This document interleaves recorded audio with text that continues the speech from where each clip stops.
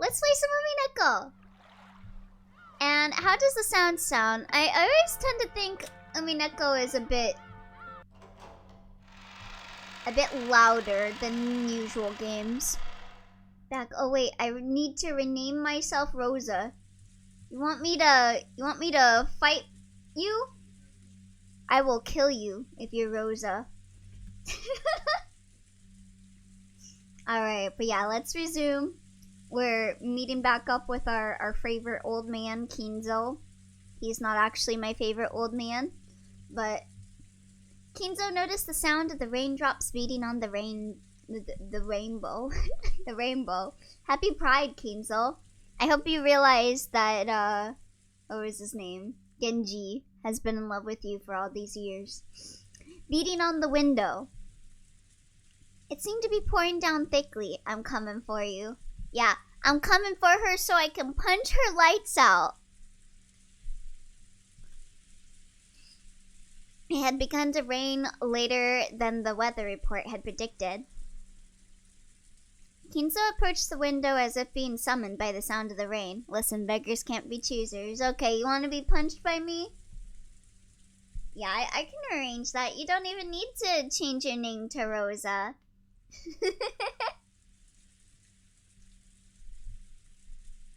The sound of the rain is a sound of silence. That sound feels quieter than any silence. It makes humans remember that, in the end, they're alone from the moment they're born to the moment they die. That's a bit doomery. You're late, Beatrice. You hesitated less than I hoped. Wait, I thought you wanted me to punch your lights out. Well, come on, make a decision. Do you want me to fight you or not? Damn, getting a bit doomer, yeah. Were those words directed at the rainy sky? And there was no one to be seen in the direction of Kinzo's gaze. I want you to punch my lights out reluctantly. But I want to punch your lights out.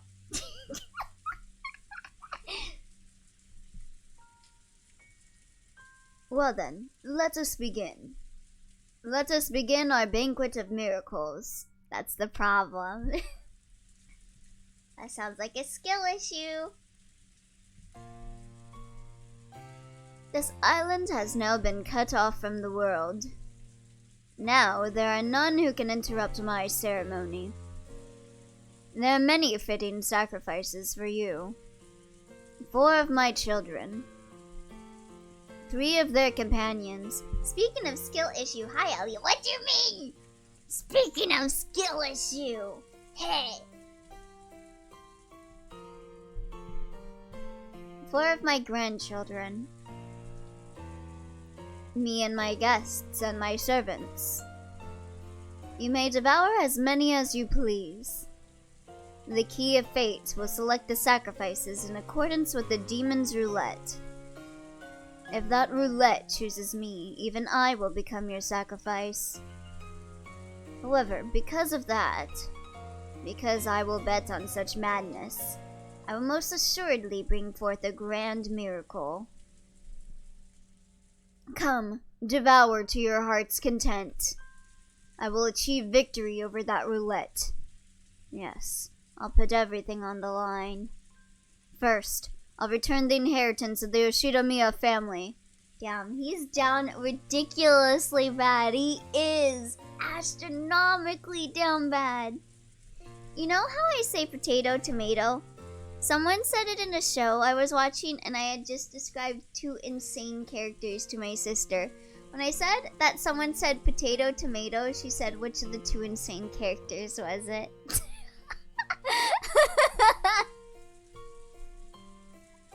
Ooh, burn. Accept it.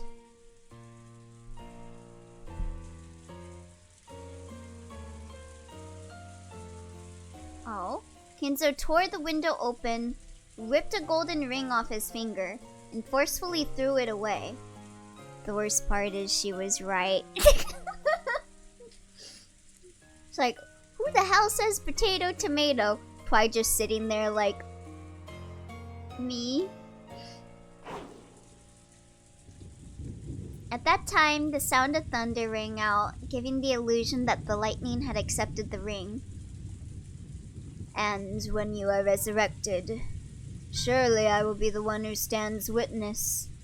I will survive until the end and watch over you as you awaken. So, come, Beatrice. The sound of thunder caused split attack rang out. Welcome to my banquet. In exchange for all that I have created, show me another miracle just this once. Oh, Beatrice!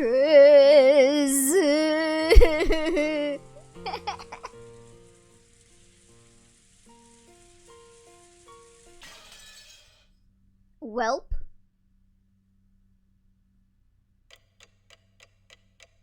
It is now 6 o'clock. Or 12:30. I can never read clocks very well.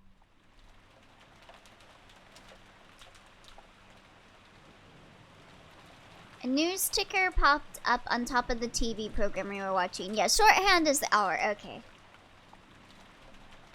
So it is. I think the shorthand was on 6. The disaster report told how municipalities all over were continually sending out rain, flood, and wave warnings. Of course, the raindrops beating harshly on the window were even more convincing. This rain's incredible. Still, when it's raining this hard, it also feels like it might stop at any moment. You wish!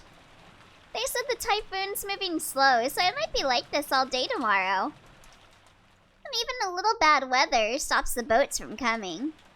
Oh wait. Yeah, we were playing with the old images, the original images last time, so we'll play with the new images today. Imagine you're just sitting talking to family and you hear kakatana ahoga. Me when I'm about to punch Rosa in the face.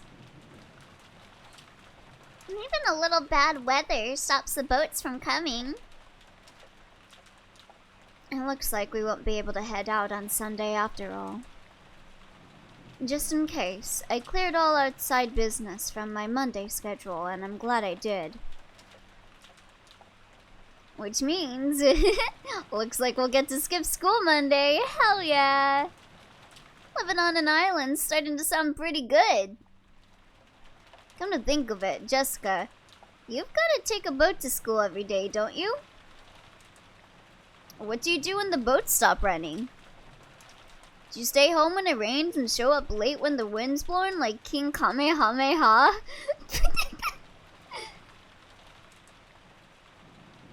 If the boats don't come, I stay home. Still, it's not as good as it sounds. Usually, I'm ordered to study by myself, and it's not that fun when with someone standing right behind you watching everything you do.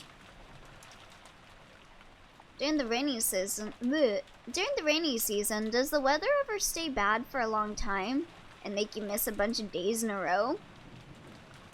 That does happen sometimes. Still, I'd get a call from my homeroom teacher every single day who'd sourly guide me on how I should teach myself and what I had to turn in. God, can't even escape from school on rainy days? What the hell? She can't skip school as easily as you're imagining, Battler-kun, if only. Just gotta follow the rules for people that travel to school by boat and get a good amount of studying done. It'd actually be easier to just go to school. You say that like you can skip school on rainy days. Sometimes. It depends on how rainy it is. In my own room, I get distracted and can't concentrate. Really? Yeah, we've had a few days where school gets canceled because of the rain.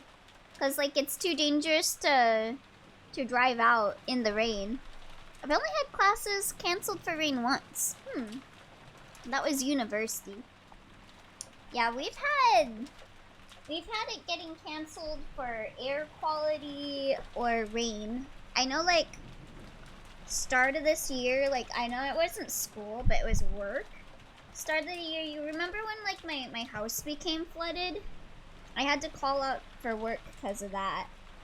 And I know a few schools had to shut down for like a few weeks because of that. Even snowstorms only got school canceled like 3 to 4 times my whole life. Oh wow. Maybe my schools are just lazy. After being made to do nothing but work books for several days straight, it's pretty hard to handle all that mental stress. When I get into college, I really just want to go to some dorm and quickly say goodbye to this inconvenient island. My school was definitely weird. Yeah, whenever there was like some really crazy weather, like stuff would get canceled at my school. Because they didn't want like kids to get in danger for like trying to walk to school or whatever. Ah, okay. By the way, what do you do when the weather's good in the morning, but then gets so bad on your way home that the boats are closed? Do you spend the night at school? That actually happens a lot. Because of that, they built some lodgings there for people who can't get back to the island they live on. There are a lot of people that live on islands here. That's why you'd spend the night. Sometimes when it gets really bad, you can't get back home for a few days at a time. Someone commuting to school or work on a train packed to twice its capacity might carelessly think that commuting by boat would be pretty interesting and fun. But it sounds like it comes with troubles of its own. God, this reminds me how I kind of like romanticize the idea of going to like a dorm school. I always see like other people go to like college and they go to like schools with like little dorm rooms, and I always wanted to go to a school like that. It just kind of sounds fun to have like your own space at like a school. Whispers Ellerio saying, yeah! I don't know. It feels like most of the people that live in dorms hate it, but I don't know. It feels like it would be so liberating. Like, just to live there for like a little bit. At the same time, if I had roommates, I'd probably die. Yeah, true. Your experience can vary a lot depending on who you live with, yeah. If you're like besties with your roommate, then you would probably love it. But if your roommate and you didn't get along, I can imagine hating it. I had a flatmate once who would always be shouting on the phone with their friends late into the night. I think shared room dorms are becoming less common around here, yeah. I haven't seen too many shared room dorms here. I know there's a lot in like LA and San Francisco, but those are very far away from me. Yeah, too pricey.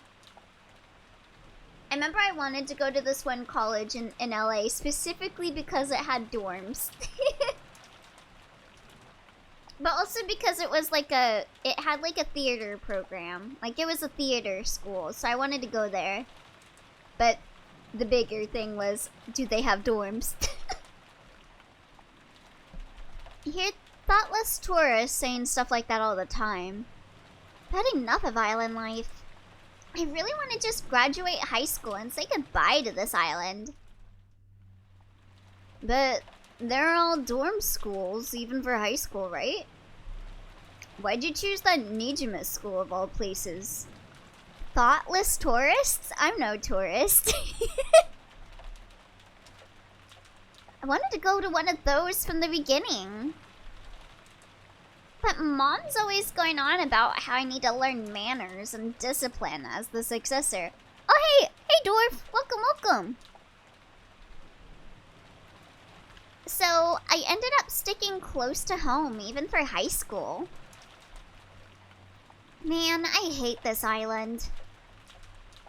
I just want to go live in the city. God, Jessica sounds like me. I don't care if rain or even spears fall from the sky, as long as I can move to a city where I can wear casual clothes and sandals. And can get to a convenience store in less than 5 minutes. God, same! I just realized the username is for some dwarf at work. Yeah. It took me a bit to realize until dwarf was like, yeah, that I'm some dwarf. But that's a mood. I hate living in the suburbs, yeah. I live out in the country and there is Shit. Here, there is like a corner store. I think I've talked about the corner store before. But like, you have to be really careful when you go to the corner store and buy anything. Because a lot of the stuff that they have there will be expired. Because I bought Pocky there before, and it expired like years ago. I had to elaborate, because I was sounding like I was about to drop a follower bot link. Yeah.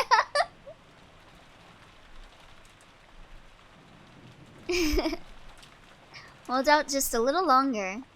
Pocky expires, yeah, because it's chocolate. Because like the chocolate on it. Just a bit more and you'll graduate high school, right? I can't wait a little longer. It's chocolate? Well, like, Pocky is like biscuits with chocolate on it. At the very least, it'd probably be stale and unappetizing, yeah. I guess it's not expired, it's just stale. The chocolate was stale. But like, they still have like an EXP date on it. Like, you can still eat it. You can still eat it, but it's stale. Yeah, biscuits with chocolate. That sounds like British food. Maybe. I don't know. Why is it associated with weebs? Because it's made in Japan.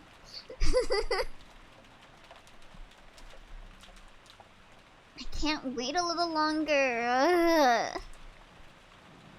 Jessica stretched out and reclined in the sofa. EXP date. So like, to level up.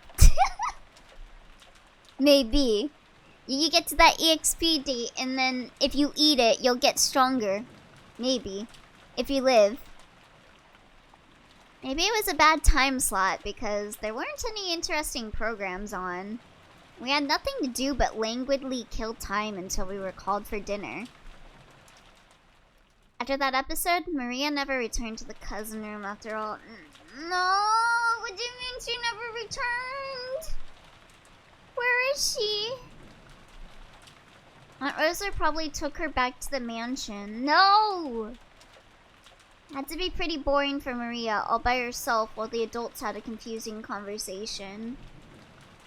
We thought we might as well head over to the mansion to see her, but the weather really was awful. That's it. I'm googling the history of this dumbass product. Kowalski analysis. I think it just got popular because they had like product placement in anime. And since there wasn't much time until dinner, we stayed where we were. Yes, some nice Pocky and ramune. At that time, we heard the sound of a humble knock. Jessica answered. An EXP date sounds like asking someone out to grind in an MMO. Hey yo, Bomong, you wanna go on an EXP date? We can grind some levels. We can go to level 69. Yes, the preparations for dinner are complete. In Europe, Pocky is produced under license by Mondelez International and sold under the name Mikado. Interesting. The Eastern Kingdom of Mikado. Is Pocky in SMT4? Please come to the mansion. Elio, that's harassment. How is that harassment? It was Kanan-kun's voice. Did he go to all the trouble of coming from the mansion in this ring just to get us? Couldn't he have just called us on the telephone? It wouldn't surprise me. Well, I guess servants at work don't always get to take the most efficient route. We can go to level 69. How is that harassment?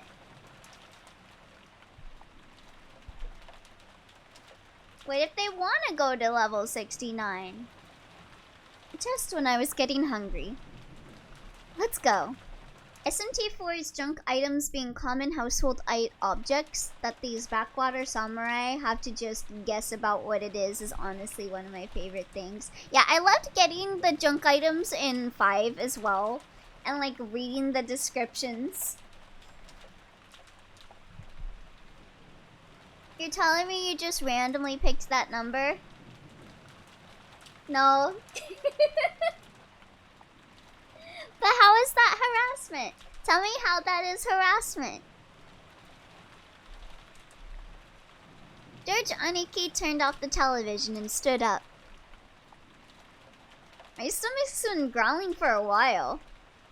I've always been a huge fan of the main family's dinners. And didn't Goda say it was calf steak or something? Ooh, I can't wait. Our dinners are always even more fabulous than usual when the family conference comes around. Even I'm looking forward to it. Let's go, let's go. If someone tells me we can go to level 69, I'm assuming that doesn't mean in-game. Or maybe you shouldn't assume. As we left the room, Kanon-kun bowed silently and respectfully. Okay, let's go. Is the rain pretty nasty out there? Yes. Take care not to get your garments wet. After seeing the three of us out, Kanon-kun peered into the empty room. Wasn't Maria-sama with you? What the hell is the Glyco Morinaga case, eh? In 1984, following threats by the monster with 21 faces to poison Glyco confections and the resulting mass withdrawal of Glyco products from shelves, a man wearing a Yomiuri Giants baseball cap was caught placing Glyco chocolate on a store shelf by a security camera. What? The monster with 21 faces? What? What is the monster with 21 faces? The monster with 21 faces. Oh, okay. Apparently, that's like the name of a crime group? What the hell? Why were they poisoning Pocky? What the hell is this? The fox-eyed man. What? Someone kidnapped the president of Glyco? What? What the hell? 17 months from the initial kidnapping of the president of Glyco. Prisoner group noticed the monster with 21 faces. Goddamn. Why did they do that? I guess for money. Oh my god. Two masked men tied up his wife and eldest daughter before locking them inside a bathroom. The men then located the president who was bathing and abducted the still naked man from his home. Oh my god. Jesus. There is so much here to read. I will look up a YouTube video for it later. Yeah, this is real life. Glyco is the company that does Pocky. Yeah, the kidnappers directed a director of the company to a ransom note in a public phone booth demanding 1 billion yen, about US 4.5 million and then current exchange rates, and 100 kilograms of gold bullion. However, 3 days later, on March 21st, Izaki managed to escape from the Wait, wasn't he naked? How did he escape? Wait, how did he just... Eventually, the monster stopped contacting Glyco, issued a letter saying we forgive Glyco. However, the monster then turned its extortion campaign on Morinaga and the food companies Marudai Ham and House Foods Corporation. What do you mean you forgive Glyco? Nah, he just escaped. What do you mean, how did he escape? He was naked. Naked doesn't mean he can't move. I guess that's true. I'm just imagining like a naked man trying to like escape his captors. And being like, you got like no clothes that you can use for like like rope or anything. But hey, good for him managing to escape that. God damn. I think he has other priorities. Jesus. No, she's not. Wasn't she with Aunt Rosa? Uh-oh. Where's Maria? Where's Maria? Rosa was lying on a sofa in the empty parlor, having fallen asleep before she knew it. She was bearing a burden that the children couldn't even imagine. Oh, thank you for the blessing. Naked and afraid. So what plot development did I miss? Nothing too much. It's just been storming. They've just been kind of talking about, like, oh, how do you get to school when it's raining this much? That's why she only needed to let her guard down a little, before the weariness immediately dragged her into the world of sleep. In 2002, the character of the Laughing Man in Ghost in the Shell standalone complex was inspired by the Glyco Morinaga case. Wait, what? Really? Hold on. Is this the character I'm thinking of? Wait, that is based off of it?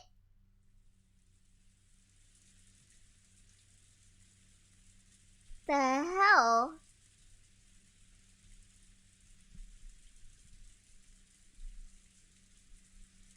Realizing this, Genji brought a blanket over to her. The ultimate life form, Elio the Hedgehog. When he tried to spread it over her, her eyes snapped open as though she'd been shocked with electricity. This is fucked up.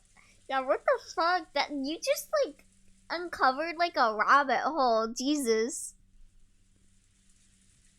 Thank you, Genji-san. Where's Maria? I think you missed the scene where the guy threw out a ring into the thunder to summon Beatrice and was really down bad for her. Yeah, that was pretty much all that happened. When she realized that the thing that had touched her was just a blanket, and that Genji had been considerably giving it to her, she let out a sigh of relief. Alright, I've distracted you enough. Yeah, no more Glyco case and the monster of 21 faces. Did I wake you? Boo! Rosa, boo! And my homies hate Rosa. Where's Maria? My sincere apologies. In the space colony, she's on the space colony arc. The military shot her. Gun is the worst. No, it's okay. I didn't plan on sleeping in the first place. What time is it now? When he was asked for the time, Genji checked a pocket watch that he took out of his chest pocket. It is slightly after 6 o'clock. Rosa gave her head a little shake when she realized that not much time had actually passed, even though it felt like she slept for ages. Even though she didn't feel rested at all, the drowsiness that had enveloped her must have been pretty deep. Yeah, where the fuck is Maria? Thank you. I'll be fine without the blanket. I mustn't sleep at such a strange time. My sense of time has been completely thrown off. The rain has finally started pouring down in earnest, hasn't it? Rosa finally realized that the peaceful sound that had put her to sleep was actually the rain. The wind's blowing hard, too. I wonder if the typhoon's finally here. That's what they said on TV. The typhoon is moving slowly, so they think it will be like this all day tomorrow. Really? So, our last chance to see that wonderful rose garden must already have passed by. From the window, what she could see at the rose garden was completely blurred by the wind and the rain. Is Maria still out there? Did Rosa fucking go inside without Maria? Is Maria still in the rain? Maria. That's right. What about Maria? Yeah. What do you mean, what about Maria? Where the fuck is Maria? You were the last one seen with her. I have not seen her. Did she not return to the guest house? Oh my god. I think she did. I remember her saying, keep looking for that rose. I'm not helping. Yeah. Maria missing. Rosa slept. Someone possibly talking shit about herself. Rosa sitting up going, real shit? Yeah, Rosa, maybe you shouldn't have left your fucking daughter out in the fucking rain on an abandoned fucking wild island during a fucking storm. Rosa knew her daughter's nature well, so a chill ran down her spine. Maria was stubbornly honest, and if she was ordered to find something that didn't exist, she would look forever and ever. Why did you leave her if you knew that? Even in pouring rain. No. Kids take things too seriously. She should know this by now. Seriously. The cousins left before I did, so Maria was alone. See, she clearly knows, so boo, Rosa, boo.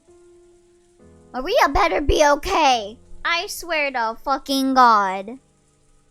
Unless someone told her to stop, she'd stay there even if it started raining spears. Without even opening an umbrella. Damn, is Maria dead? She better not be! I don't want her to die. How could I have lost control of my emotions and done such a thing? Yeah, how could you? You're her mom. Even though she'd known about Maria's simple honesty better than anyone, she'd once again lost control of her emotions and done something terrible. Maria! Rosa pushed Genji away and ran down the hall. See, this is why I'm adopting Maria. She can't take care of her daughter. The outside really looked like a typhoon, and the rain was pouring down spectacularly. Maybe because of some aspect of the terrain, the winds weren't typhoon class, so an umbrella wouldn't be torn out of one's hands. Even so, it certainly was a windy rain. There's no time to admire the roses being drenched. Anyway, I'm getting pretty worried about Maria. You don't think she's still rebelliously searching for that rose alone, do you? Yes. I wonder.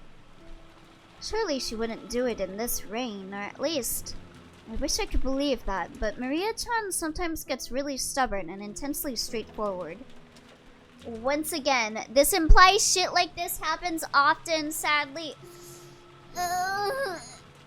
Rosa! Rosa! I fucking... I hate this bitch! We hadn't worried much, thinking that Aunt Rosa had taken her back to the mansion.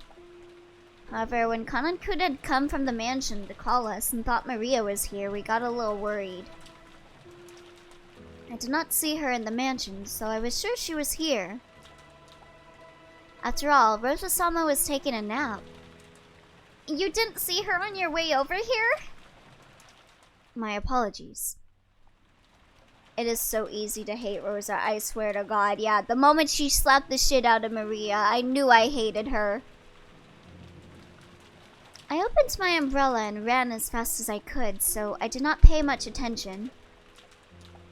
If he had cut through the rose garden, taking the shortest line between the mansion and the guest house, then he would have just barely missed the place where Maria had been looking for her rose. It was raining this hard too. It certainly would have been possible for Kanon-kun to fail to notice her. Instead of arguing around here, it'd be faster to just check it out directly. Aniki, why don't we race over there? Oh, do you think you can beat me now that you've been growing for 6 years? Okay, let's settle this. Go! Emotional support Kite in these trying times. Kite! Please help me find Maria.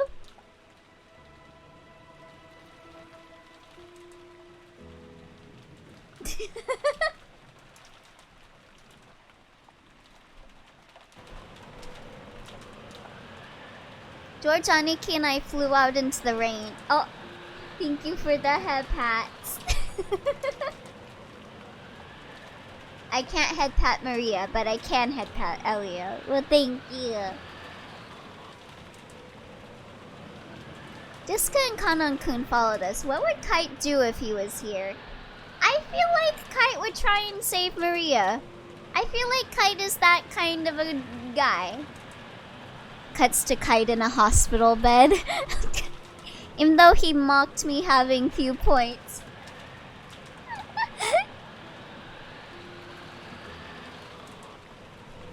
Yeah, Kite would try and find Maria, I think. Unless it's his IRL counterpart, then he might not bother. I don't know. Maria! If you're there, answer me! Maria! It's Aunt Rosa. Hey, Aunt Rosa! When George Aniki called back, Aunt Rosa jumped at him and grabbed onto him. Where's Maria? Isn't she with you? No, we didn't meet with Maria-chan after that. Maria! 6 years ago, Maria was 3 years old. She was a cute and pure kid who just accepted whatever anyone said. She still is that way. 6 years have passed since then. She's 9 now, and experiencing the ups and downs of life should have taught her something. Listen, Bro! Man, this mom is an idiot sandwich. Seriously, what the hell, Rosa? But Maria, are you telling me you're still as innocent and pure as you used to be? Yes. Maria! As I circled the rose bed, something white unexpectedly turned to face me. It was a white umbrella. Maria was crouching down, holding a white umbrella and still searching for that rose. She is 9? What did they expect? Yeah, these people expect a 9-year-old to, like, understand things and, like, to, like, stop doing certain verbal tics. Like, these people just don't understand what being a kid is. Like, the mental state that a child is. And, like, I believe Maria is also implied to be autistic as well. So she also has, like, developmental issues too. And these people just don't understand that.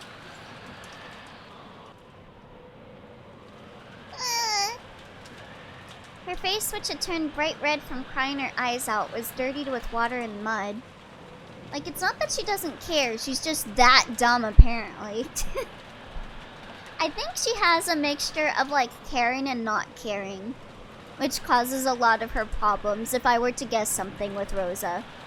I have a feeling that Rosa loves Maria, but also Rosa is a bitch, is the vibes I'm getting from her. It was a truly pitiful sight. Maria, are you still looking? Can't find it. Can't find my rose. Maria had probably been there since the rain started pouring down. Her shoulders were freezing. What a truly pitiful sight. What a foolish sight. She looked tired to the bone, but fortunately, since she was holding an umbrella, she wasn't completely soaked. The umbrella probably came from the handbag Maria always carried around. Thank goodness. Sure, seriously, thank goodness. Yeah, she would have probably been passed out now from, like, getting sick if not for that. Because how long has she... She's at least been out of this for, like, a couple hours now. because of how Maria fell asleep, and then the kids all gathered around in the mansion and were talking about stuff for a bit. Butler-kun! Thank goodness you found her! Maria! I'm sorry. I'm so sorry. Aunt Rosa threw her umbrella aside and hugged Maria. It's not here. My Rose isn't here. I'll look for it with you later, okay? So just put it on hold for today, okay? If only you said that to her, like all those hours ago when Maria was like crying over it instead of fucking slapping the shit out of her. Put it on hold for today. It looked like Maria still wasn't able to accept it, but she no longer had enough energy left to resist.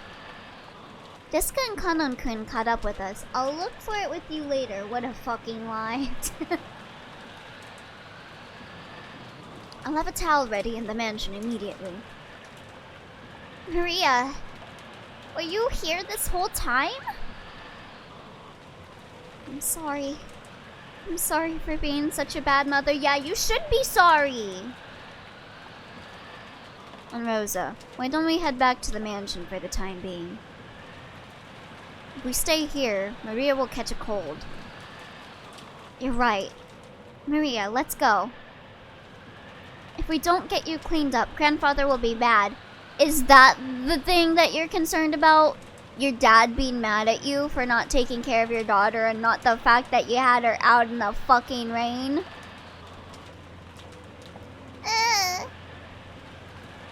Oh wait, I think she meant that as like a thing to get Maria to want to go, actually, upon reflection.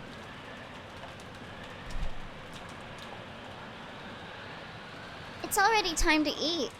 You did a great job holding out, Maria. Once the weather gets better, we'll all go search together. We couldn't stay in the rain forever. On the bright side, we know who to sacrifice first. Rosa is first up on the chopping block. We took Maria with us as we headed back to the mansion. If we stay here, Maria will get a cold.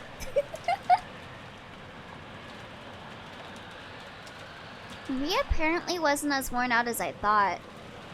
When she remembered we were having calf steak for dinner, she started chanting, I'm hungry, ooh! And returned to her usual spirited self. Aunt Rosa didn't chide Maria for saying, ooh, she better not after all the shit she put Maria through today. I see. So she had an umbrella on her. Maria sure is good at packing the right stuff. If everyone dies in the prophecy, well, we have to kill a child. Maybe. Sacrifice Rosa to Oyashiro-sama. Hell yeah, let's go. Where's Hanyu? I didn't bring an umbrella. What? Then how did you get that white umbrella you're holding? I borrowed it. Some caring person must have brought her an umbrella. A normal kid would look for shelter once it started raining, but Maria was too stubborn to give up so easily. So maybe that caring person gave up on telling Maria to find shelter, then decided to at least give her an umbrella. I see. I'll have to thank that person. Who was it? That's what concerned me. She was too focused on finding the rose. Why would she get an umbrella? So someone just gave her an umbrella and didn't warn anyone? Yeah, what? Maybe it's someone that's not supposed to be here, maybe? Beatrice! Oh. The name Maria cheerfully mentioned was that of the island's witch. Rosa took a deep breath and asked again, trying to do so in a way that wouldn't damage Maria's good mood.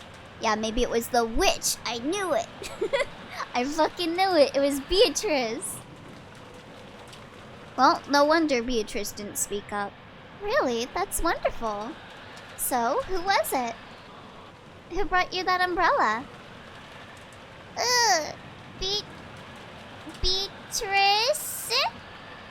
Ugh. Maria immediately realized that her mother didn't believe her and started crying out unhappily again. So Rosa stopped pursuing the subject. Everybody gangsta until Beatrice is revealed to exist. Well, at least she was nice to Maria for that. It'd probably be faster to ask whoever lent Maria the umbrella during dinner, rather than ask Maria herself.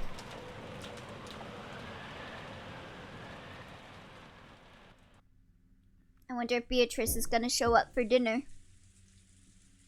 Father, please at least join us for dinner. It won't be a family conference otherwise. Along with a dull pounding on the door, the sound of Cross's entreaty could be heard. However, that voice seemed to be resigned to the fact that nothing it said would be heard.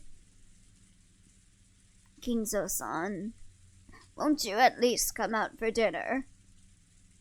All your children have gathered here to see your face, haven't they? Silence, Nanjo. So, the bishop won't work. One move too short. Apparently, Kingzo was completely focused on the final battle of his long-lasting chess match with Nanjo.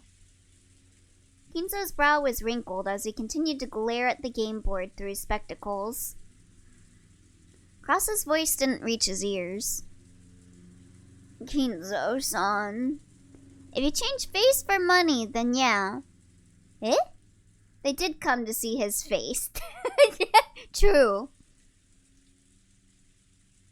I'm hungry myself. Why don't we go down and eat? Go by yourself if that's what you want. Let me consider this next move for a little longer. We are going to finish it tonight. Otherwise, it's doubtful we'll finish before the world ends. Nanjo rose from his seat, hoping this would prompt Kingzo to do the same, but Kingzo's eyes never left the chessboard. He knew well that Kingzo always displayed a blind concentration when it came to chess. But he never seen Kingzo concentrate as hard as this. Gee, chess sure was intense back in the days. You know an anime is crazy when it has a bunch of chess illusions. Or I guess this isn't an anime. You know what Japanese media is crazy when it has a bunch of chess illusions. I swear to God, so many like animes and stuff talk about chess in it. As like a thing to like predict the future or whatever. It's almost as though Kingzo was telling the truth, and there would never be another chance for them to continue their contest if they didn't finish tonight. It seemed that no matter how obstinately he called out to Kingzo, it wouldn't reach the latter's heart. Nanjo gave up and headed to the door that Cross was still banging on. Because chess is the GOAT. Wait, predict the future? I've never seen that.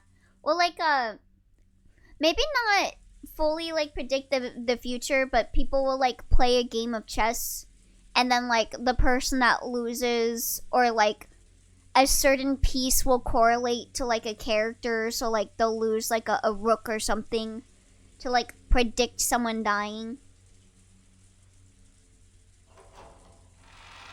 The door to the study opened. Yeah, foreshadowing, that's what I meant. Class was taken back, thinking that maybe Kingzo was actually coming out. However, Nanjo was the one who appeared, and Cross let out a sigh of relief. Dr. Nanjo. His father... I thought you meant like fortune telling. Oh no. I'm sorry I couldn't be of service. Right now, this room is Kingzo-san's whole world. I remember I used to do fortune telling with Cardcaptor Sakura cards, though. I remember I came up with meanings for the cards. Like, there was like this one section in Card Captors where they actually do like fortune telling with the cards and they like explain what certain things are, but they didn't explain like the whole deck. I remember I had like the whole deck, and sometimes I'd go to school and I would pretend to do like tarot card readings of the Card Captor cards. And be like, oh yes, this is fighting. That means there's strife in your life coming in the future panel. Or just like, just come up with things randomly from what I would get. Cross raised his fist once more and banged on the door, shouting, Elio, please, I can only make so many memes about your childhood.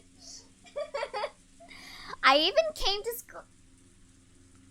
I had the Card Captor Sakura wand. I remember we bought it at like a Blockbuster, and I remember I would put it in my backpack and like pretend like I would I would like LARP with myself and be like, the school doesn't know I have a magical girl wand, and then I would take out the wand like during recess and like be like, I'm fighting Cloud. I'm fighting the Cloud cards. Oh god. Did my thing fuck up? Leo hiding behind the kite plushie.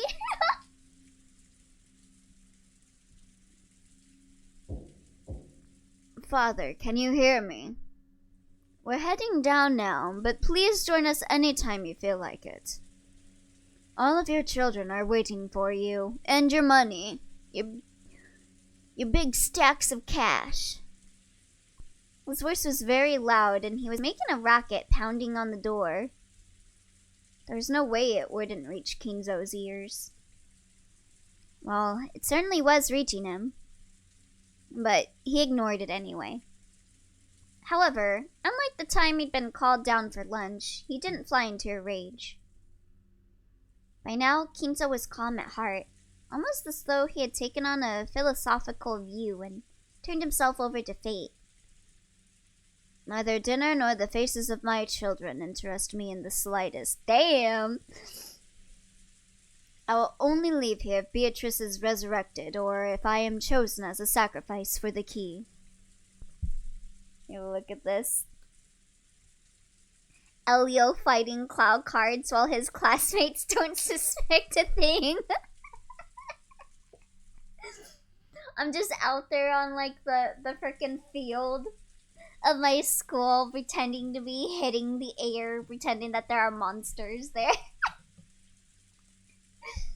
People be like, OMG, chess is totally for smart people. Every move matters so much. Yeah, nice decision making, dumbass. Now check this out. I'll watch this later. I'll watch this later. The beast is unleashed. The demon's roulette has already started spinning. The wheel of fate is turning. What meaning does dinner have at this point? As though the painfully loud banging on the door completely failed to enter his hearing, Kinzo silently thought about his next chess move, still in his philosophical state.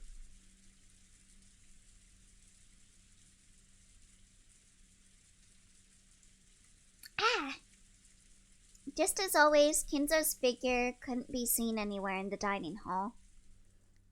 Cross, wearing a bitter smile, returned with Nanjo. Father says he still is not feeling well. He truly regrets missing this once-a-year opportunity to sit together with his gathered family. Eva and Rudolph sniggered. Given Kinzo's personality, there was no way he'd show signs of regret.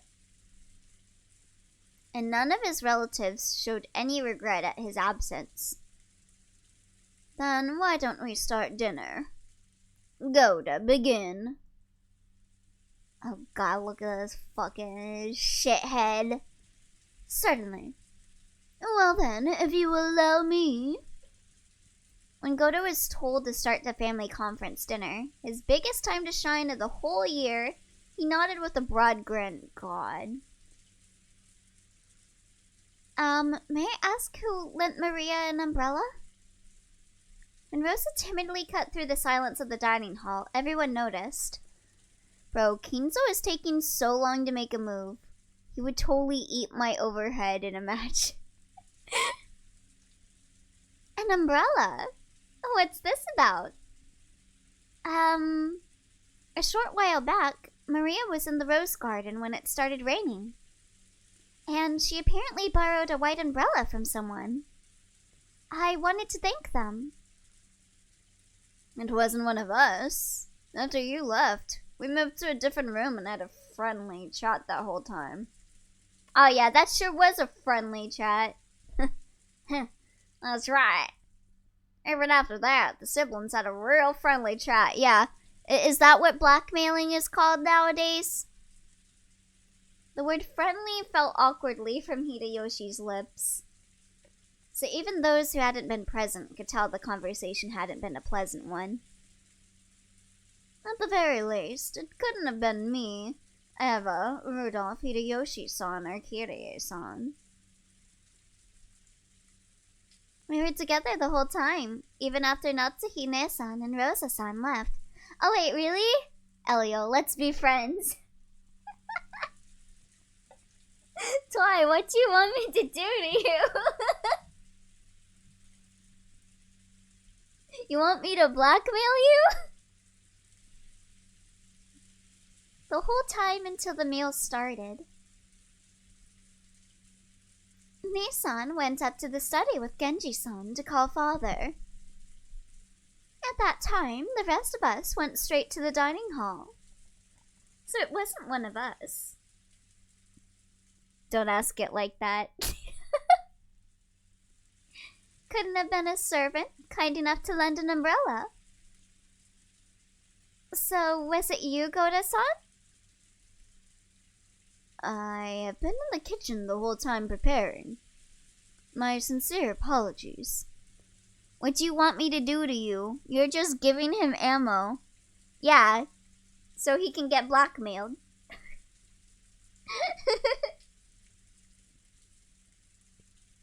Goda looked slightly disappointed about missing this chance to show off. Yeah, fuck off, Goda. Goda comes across as like the type of person that would lie about like doing something just so he can get the kudos for doing it, even if he didn't do it. At that time, Shannon and Kumasawa appeared, pushing a serving cart loaded with I can never say this word right. Hors d'oeuvres?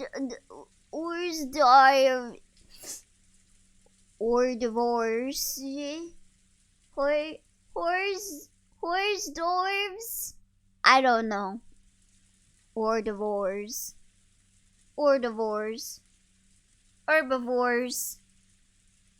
Or just hors d'oeuvres? Then what about Kumasawa-san or Shannon-san? Yes? Has something gone wrong? Because Shannon had come in part way, she shrank back, mistakenly thinking that the others were searching for the one responsible for some error. It isn't like that. It started to rain when Maria-chan was alone in the rose garden. After that, someone lent her an umbrella. Aunt Rosa said she wanted to thank that person. Beatrice. Yeah, dwarves work. Okay, so it's hors d'oeuvres? Maria, her mouth a thin line, said the witch's name in a small voice. Aunt Rosa explained the situation one more time. As she did, Kumasawa-san cackled. It wasn't us. Shannon-san and I were preparing the rooms together, so we did not go outside. Yes, I'm sorry I wasn't able to be of assistance. Preparing the rooms? What do you mean by that? Because of the rain, we thought it would be troublesome for all of the guests to return to the guest house. So the servants were ordered to prepare the guest rooms inside the mansion. Really? How thoughtful. Yes, it certainly would be rude to chase us outside in this rain. Could you give it a rest? Yes. After receiving the order from Madame, Kumasawa-san, Kanon-kun, and I started preparing the rooms. Then it became time for dinner, so Genji-sama ordered Kanon-kun to go to the guest house and summon the children. Yes. So did Kanon-san find Maria on the way to the guest house and hand her the umbrella? Why? The person who had actually received the umbrella denied it. Rosa was troubled. All she wanted to do was give a word of thanks to the person who had lent the umbrella, but she couldn't find them. And she thought asking like this with everyone gathered for dinner would work immediately. Then, was it you, Natsuhine-san? I'm sorry. Even after everyone's friendly chat, my headache was so bad that I've been resting in my room. And therefore, I did not go outside. Then, who was it? George-kun and the kids? That can't be right. No, it wasn't us. We were watching television in the guest house the whole time. Actually, we thought Maria had just gone back to the mansion with you. Then Kanon-kun came and asked whether Maria was with us. That's when we first realized she wasn't in the mansion. I mean, if it were me, I'd have grabbed her hand and pulled her under a roof before giving her an umbrella. Rosa was completely baffled. One by one, the relatives and the servants denied that they had done it, even though it really wasn't something anyone would need to hide. So, by process of elimination, the number of remaining candidates wasn't large. It was Kinzo! Of course, it wasn't me. Right after it began raining, I visited Kinzo-san's room and I was playing chess with him until just now. Which means that it also wasn't grandfather. Wait a sec. Isn't this starting to get a bit weird? Who's left? Then, who was it? Genji-san? Huh? Wait a second. Don't get me wrong. It's not like I'm searching for some culprit or anything. All I want to do is, as a mother, thank the person who gave Maria an umbrella in the middle of the rain. Giving an umbrella to a girl loitering in the rain was something to be praised, not hidden. Despite that, no one raised their hand. Why not? Everyone started whispering about how strange this was getting. Calm down, Rosa. Why don't we just ask the person who was lent the umbrella? That's what everyone had been thinking since the beginning. They were all scratching their heads at why she didn't just ask Maria, who had been given the umbrella. However, Rosa bit her lower lip. After all, she already knew how Maria would answer if asked. Of course. Rudolph-kun's here got it right. Maria-chan, tell your uncle. I lent you the umbrella. Beatrice! The dining hall was wrapped in silence for a moment, but was soon interrupted by a burst of laughter. I see, so Beatrice, the witch of the forest, felt pity and lent her an umbrella. What a lovely story. Rosa, there you have it. Rosa couldn't believe it. Even though she just wanted to say thanks for the umbrella, why did everything have to be so clouded in smoke? Just like Uncle Cross said. Beatrice let me borrow it. Isn't that wonderful? We should all be jealous of such purity. What do you think, everyone? Cross was laughing with a face that was clearly mocking. But Maria was overjoyed, apparently convinced that her claim was being believed. How did that work? Does that mean a witch really appeared and lent her an umbrella? Jessica asked me in a small voice that wouldn't carry over to Maria, who was sitting across from me. Has Maria ever been the type to make jokes? If we'd heard that kind of story pop out of my old bastard's mouth, we would have just taken it as another joke. However, it was hard to explain it away like that when Maria said it. This was getting pretty unnerving. No way. She's always been frank and serious. She's the sort who'd believe any joke, even when normal people could instantly tell were lies. Never even heard of her cracking a joke. Aunt Rosa probably knew that better than anything. It appeared that because of this weird situation, she had no idea what was going on anymore. So, if Maria says she borrowed an umbrella from Beatrice, that must mean it really was Beatrice. I mean, it could just be someone saying that they are Beatrice. Assuming this wasn't a game where I'm guessing it'll actually be Beatrice. Yeah, someone could have totally just told Maria that their name is Beatrice or something. This is a very roundabout way of saying that women aren't funny, guys. Listen, she's 9. Well, Elio is faster than me, yeah. It could just be someone saying that they're Beatrice.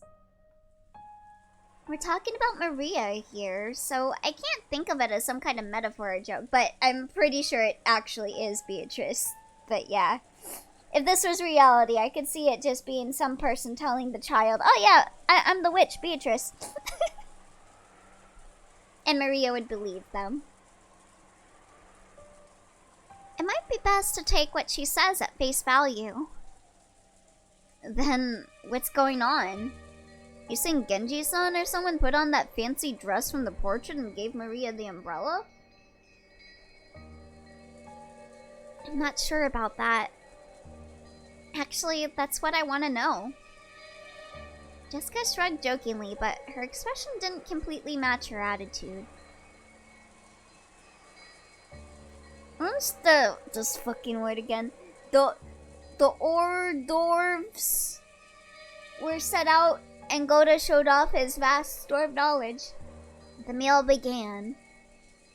A couple casual chats broke out here and there, but they seemed somehow distant. The meal ended up being so quiet that you couldn't ignore the sound of the rain sneaking into the dining hall.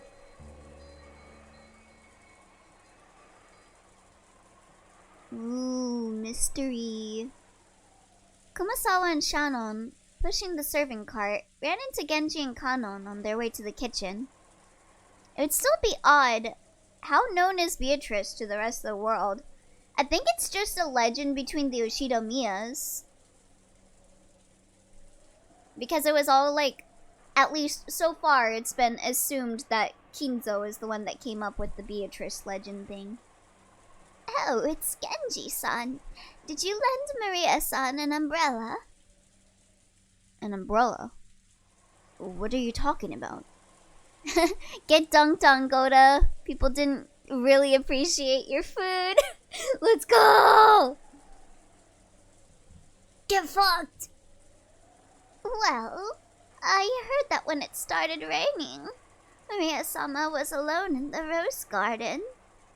It seems she borrowed an umbrella from someone there, but we don't know who it was. Just get fingerprints? It wasn't me. After all, I actually thought Maria-sama was in the guest house. When Battler-sama first found her, she was already holding a white umbrella. Yeah, it's just a local legend. Though at best, Beatrice is a footnote at Kinzo's wiki at the moment. Yeah, Beatrice is Kinzo's OC. My apologies, but it was not me either. Then, could it actually be the master?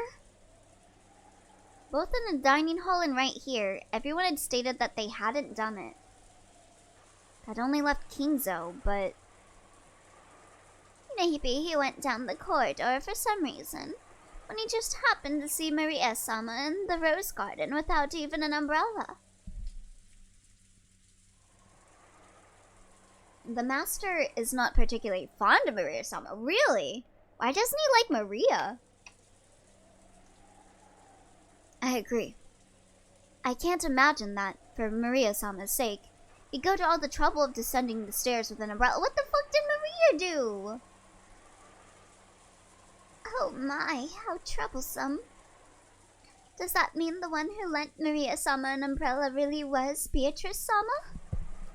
Like, Kinzo doesn't keep Beatrice a secret as the one who gave him the gold, but like people say, it sounds too weird to believe, yeah. I don't like kids either, to be honest. Well, I don't like kids either, but I like Maria. She's just pure. Love her. Even if she's not pure and she's like into the occult, she's my baby. Kumasawa laughed, just like the relatives in the dining hall who had laughed it off. She couldn't think of any other way to break through the smoke veiling the current situation. Just then, the crisp sound of hands clapping twice rang through the hallway. They all turned around at once to see Goda coming out of the dining hall. Okay, everyone. When serving a dinner, proper timing while setting the table is essential. Bro, stop sucking your own dick. Please immediately see to setting out the soup. Genji-san, the women are in the middle of an important job, so please don't get in their way. I thought he was bragging. I thought he was bragging about his skills as like a servant. That's why I said that. Kanon glared at Goda for being rude to Genji, a person Kanon respected. Genji, realizing this, patted Kanon once on the shoulder as a warning. Kanon reluctantly turned away and returned his expression to normal. Obey Goda's instructions. Hurry and prepare the dinner table. Come now, there's no time. Don't dawdle. Hurry. Goda grabbed the serving cart from Shannon and steadily pushed it towards the kitchen. Then, please allow us to return to the kitchen. After all, Goda-san's temper is very short. But please excuse me as well. Kumasawa and Shannon left. Only Genji and Kanon remained. Through the window, the darkness of the rainy night could be seen, along with the occasional thunderbolt. Genji-sama. Did Beatrice-sama really return? I don't know. Shall I inform the master? That is not necessary. If she truly has returned, she will eventually appear before the master of her own accord. Furthermore, she is a fickle person. It would be pointless to report to the master only to find that she does not appear. I wonder if this means the master's ceremony has already begun. Probably. However, this has nothing to do with furniture like us. We must continue to return the favor received from the master until our final moments. Yeah, why do they keep calling themselves furniture? Like, why specifically furniture? Like, I get, like, tools. Why people call themselves tools. Like with Peko calling herself that. But why furniture? Like, furniture is just... want someone to sit on them. Looks out wistfully. Yes, that is furniture's duty. The thunder crashed once more. Except for those instances when lightning lit up the sky, nothing could be seen out the window but the darkness of night. Just as humans rule when the sun is up, those that are not human rule when the sun is down. Hi Kyra, I'm your servant, I'm your furniture. The darkness of light that now surrounded Rokkenjima was ruled by another master, not the Yoshida Miya family. Maybe something lost in translation, maybe no, I'm pretty sure this is intentional. I'm pretty sure the thing of them being furniture is an intentional thing. The only thing I can think of with like furniture is like furniture is something useful to like the person that owns it, but nothing else. Did this master take pity on Maria when she was alone and being pummeled by the rain in the rose garden, lending her an umbrella? I can only think of furniture as being useful when it is used by the person that owns it. Otherwise, it's just sitting there with nothing to do. So maybe that's like the meaning of it? Kanon looked at the rose garden's lights, dimly visible beyond the window. I get what they mean by furniture. They're basically saying they're like tools with no input on their own part. Then why not just tool? Yeah. Why furniture specifically? I guess like a tool can be useful for anyone. But furniture is only useful. Well, no. That still doesn't. Furniture can be useful to anyone that like uses it. The dim lights weren't enough to illuminate the surrounding area. Looking at those lights felt like making eye contact with the witch, and Kanon forced himself to avert his gaze. If he didn't, it felt like his eyes would be absorbed by that light.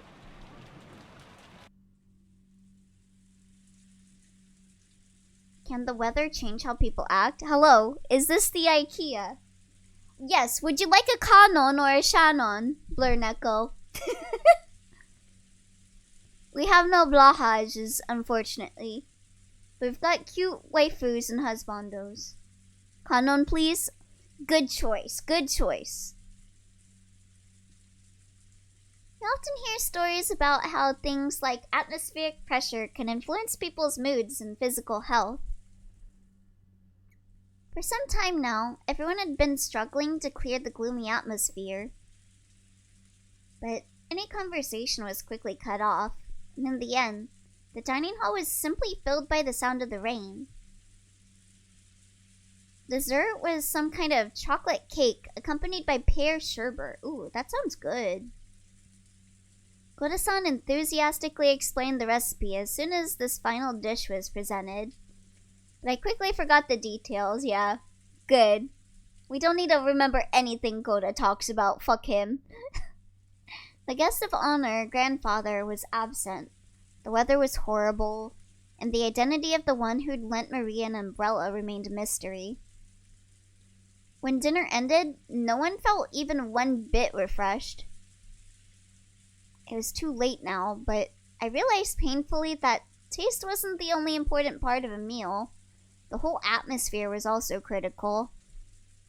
Goda-san, the supposed conductor of this musical piece called dinner, did his best to live in the place. All the homies hate Goda-yev. Goda sucks. The moment he was mean to Shannon, he was added to my shit list. Him and Rosa. Dropping little jokes left and right, but apparently not one of them succeeded. Yeah, get fucked, Goda. After taking orders for after-dinner coffee, tea, and orange juice, he left for the kitchen. As soon as he disappeared, Uncle Kraus spoke. My. One bit refreshed. They're finally making a third game. If only. If only. What a waste that the dinner Goda worked so hard to create has met with such a gloomy atmosphere. Yes, absolutely. It just feels like nothing would taste good today. What a failure, Goda. Maybe we should fire Goda and hire someone that makes better food then. Oh. Like to know why you feel that way. Yeah, get dunked, Goda! Later on, I'll do all I can as your older brother to help cheer you up. Aunt Ava grimaced slightly. I had already heard she wasn't on good terms with Uncle Kraus, but it was pretty clear now. Yeah, that's what blackmailing does to a person. When I looked around, I noticed that my father and Aunt Rosa were also grimacing. Apparently, there was something besides the weather troubling all of them. Both the Aunt Ava and my dad aren't looking too happy. Really? I don't think so. I asked Aunt Natsuhi, who was sitting on my right, but she seemed to be in a bad mood as well.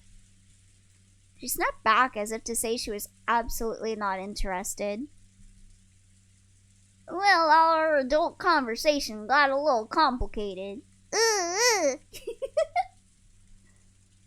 Yeah, where's Beatrice? It isn't something kids like you need to worry about, Battler Coon. Oh, whoops, I skipped that part. Not right, Natsuhi. Uncle Hideyoshi laughed as he spoke, but without his usual brightness. So I could vaguely imagine just how complicated their adult conversation had become. On top of that, even Aunt Natsuhi and Kirie-san, the people he had directed his comment to, ignored him as though they hadn't heard anything. I didn't know what kind of conversation they'd been having while us kids were away, but it reminded me of how Dad said he had stomach cramps when he arrived at the mansion. The family conference might have been a playful reunion to us kids, but it was definitely different for the adults. After Uncle Hideyoshi's comment was ignored by the other adults and an awkward silence fell over the room, Kirie-san spoke up. We were talking about how the kids' careers would turn out. Such as what lies in your future, Battler-kun. Will you just drift on to college? Wouldn't that be a little disheartening as a starting line for the long race of life? Wait, what's wrong with going to college? Or do you mean like not having a career plan in mind with college? I don't know. Hey, wait a sec. Kirie-san, you start talking about something like that in the middle of a meal, it won't digest well and we'll all end up getting constipated. That's right. We were talking about Battler-kun's and Jessica-chan's careers. You gotta think seriously about the future. Hideyoshi heartily agreed as if they really had been talking about that, but that was probably wrong. Kirie-san had obviously been trying to change the subject. However, if Kirie-san had determined that this was the best course of action for now, then she was probably right.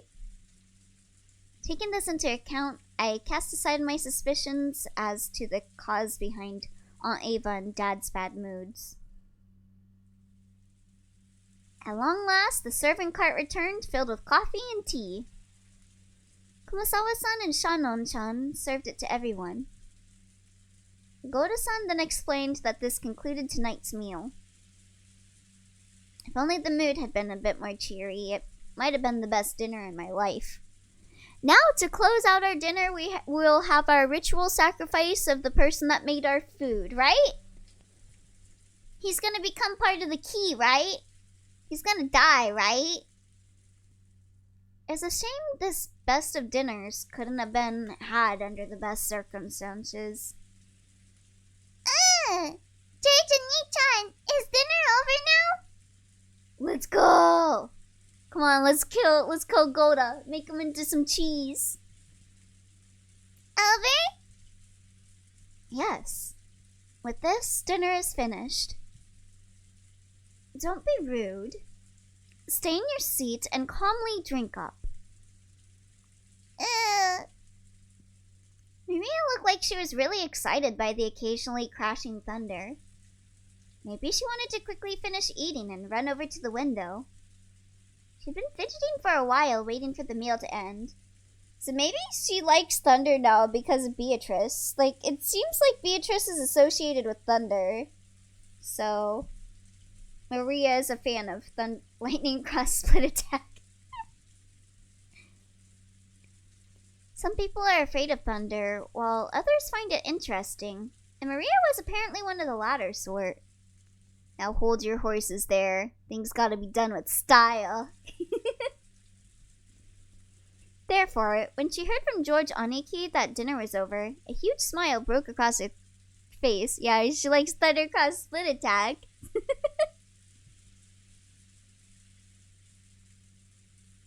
She then rose from her seat, took out her handbag, which she'd set under her seat, never having left it even while she was eating, and began fishing around inside of it. No one seemed particularly concerned by this behavior. Family reunions are so boring. What do you mean? The Yoshida-miya family reunions have, like, drama, tea, getting this shit slapped out of you. Someone is probably gonna get stabbed or shot by a gun later. What's that? Where did you get it? George was the first to notice it.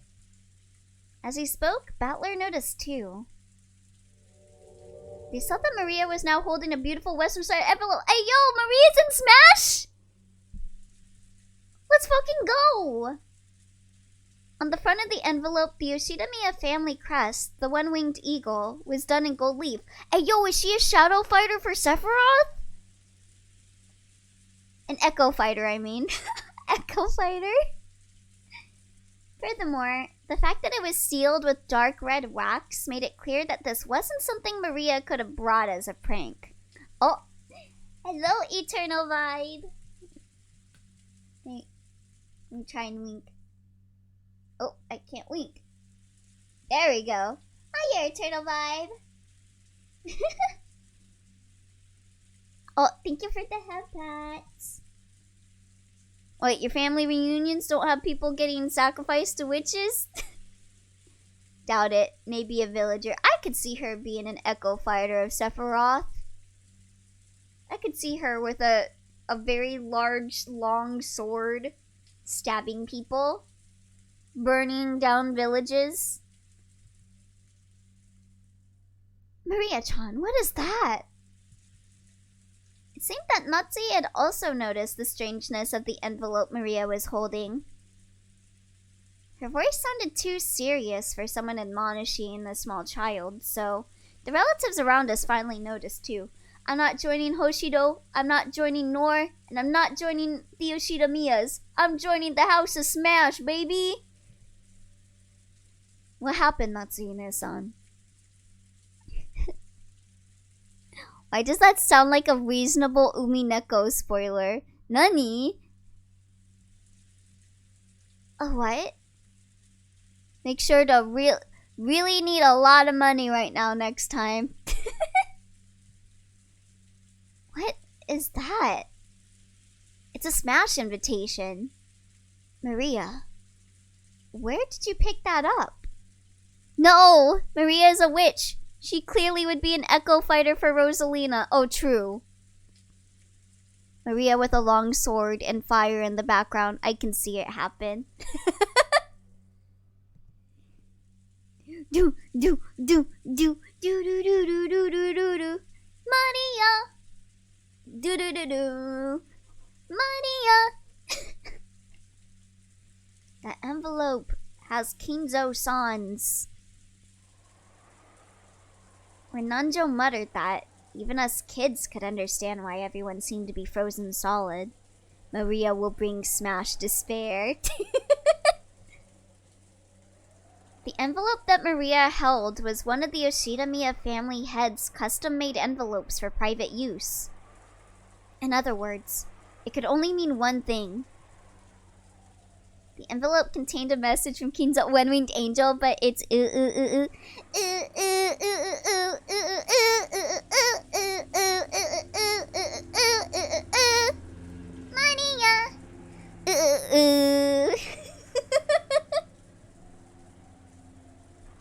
Huh. What is an envelope like that doing here? Now that's an interesting thing to come jumping out at us.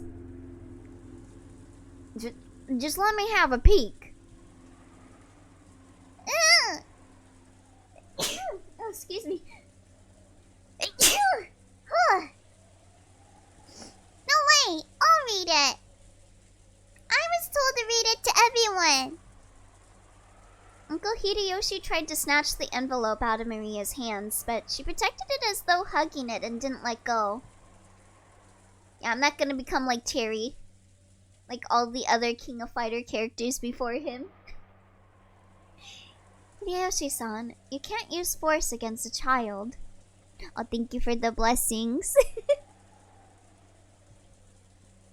Maria-chan, where did you get this envelope? I got it from Beatrice when she gave me the umbrella.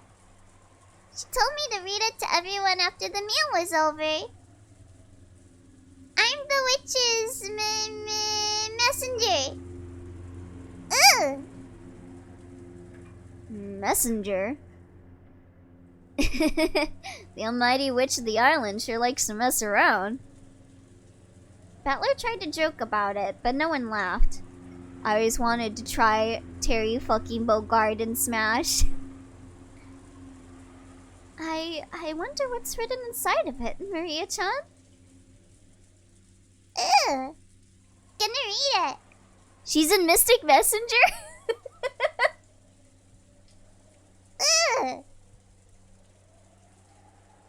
Maria casually opened the envelope, Maria being part of like... Okay, I was gonna say a spoiler for Mystic Messenger, but then I realized it's an actual really big spoiler for it. But if you know where Rika is at, Maria's there. It was sealed only with wax, so she just had to remove the sealing wax to open it. That sealing wax fell onto the desk. I always wanted to try Terry fucking Bogard and Smash. Terry did what to Bogard and Smash? Gay sex. Automod, it's Pride Month. You can't do this to me. Automod is homophobic.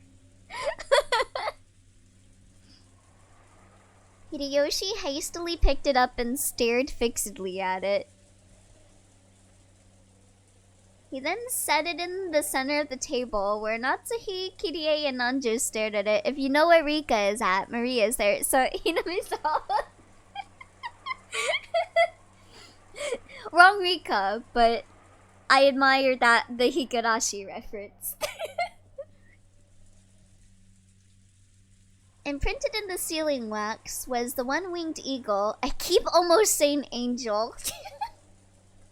Which was the Oshida-miya family crest and also Kinzo's personal crest. This is the family head's personal crest. I know it from the letters I've received from Kinzo-san before. Without a doubt, this is his wax seal. But aren't there several things in this mansion bearing that crest? For example, if there was some kind of stamp for wax seals, couldn't someone other than Kinzo-san have used it?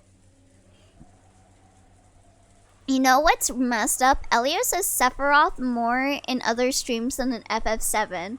Because there he says Sephiroth. Yeah, Cloud and his...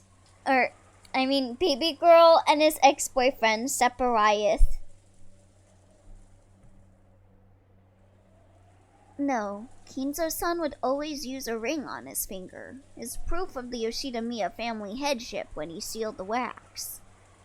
This shape and complex design is definitely Kinzo-san's seal. That is not necessarily so. In sync? In sync, Sephiroth?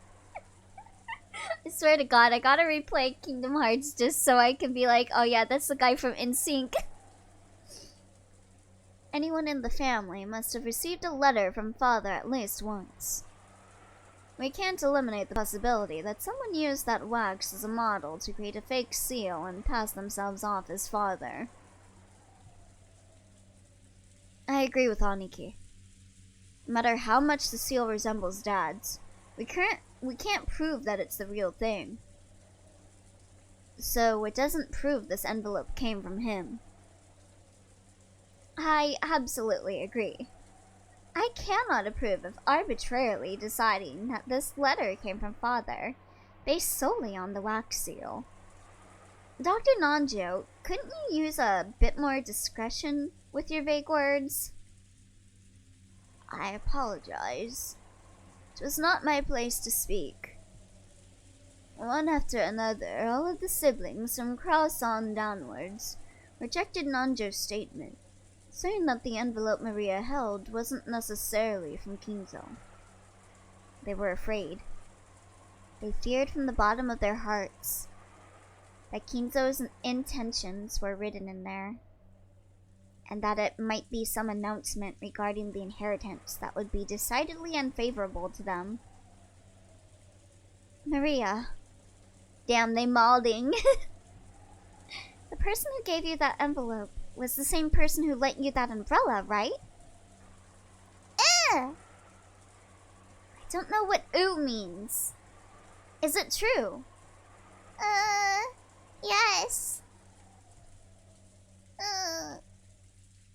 So, in other words, the witch, Beatrice, gave Maria-chan that envelope along with the umbrella? Maria nodded forcefully. I agree with my husband. It's a dubious letter handed over by some suspicious person. It isn't even worth reading. There's nothing wrong with just reading it, right? Battler said it to Jessica in a small voice, trying to act tough, but Natsuhi heard him clearly and glared at him with threatening eyes. And then, Beatrice told you to read it after the meal was over, right, Maria?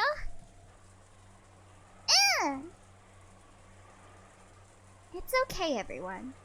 This envelope didn't come from Grandfather, but from Beatrice. Regardless of who actually wrote it, why can't we just hear what's inside before we decide?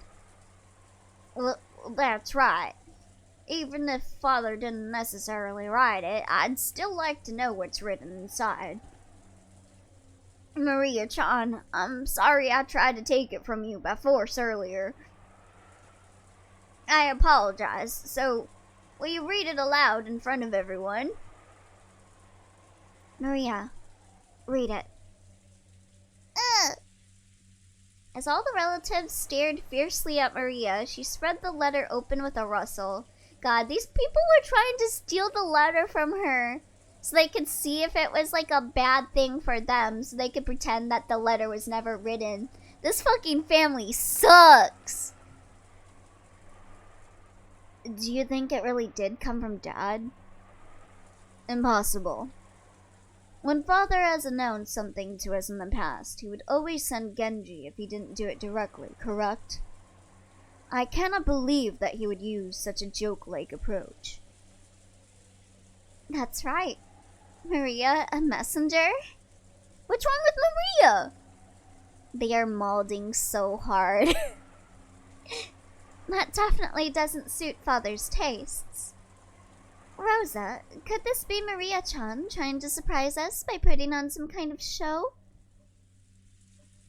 Maria isn't really a kid who'd be capable of something so thoughtful. Can I read it? Ugh.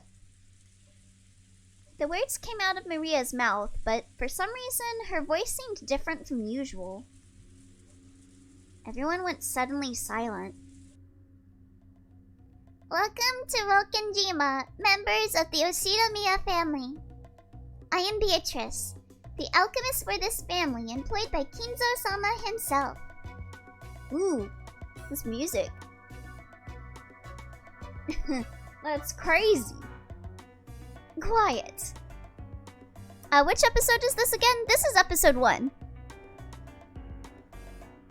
I have served him for many years in accordance with our contract. But on this day, Kinzo-sama has announced the final suspension of that contract. Therefore, I ask that you acknowledge my resignation from the position of family alchemist from this day forth. How foolish. What nonsense. I can't stand to listen to it. And now, there's one part of the contract that must be explained to all present. Ooh, I really like this song. I, Beatrice, lent Kinzo-sama a vast quantity of gold under certain terms. One of these terms specifies that all the gold is to be returned to me upon the termination of the contract.